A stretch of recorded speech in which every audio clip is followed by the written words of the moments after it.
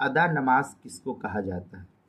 چنانچہ ادا نماز شریعت کی اصطلاح میں وہ ہوتی ہے جو اپنے وقت پر پڑھی جائے۔ مثلا ظہر کا جو وقت شروع ہوا تو اس وقت کے اندر اندر پڑھی جائے، چاہے سمجھیے ایک مثالاً کہ ظہر کا وقت 12 بجے شروع ہوتا ہے، اب 12 بجے سے لے کر کے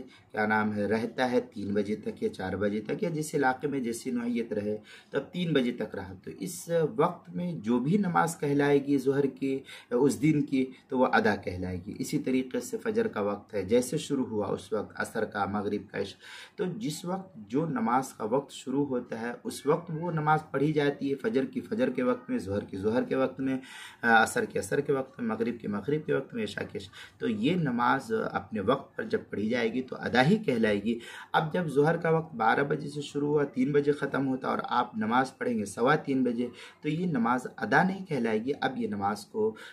قضا شریعت کی اصطلاح میں کہلائے گی۔ چنانچہ در مختار شامیہ میں ثم الادا فعل الواجب فی وقت،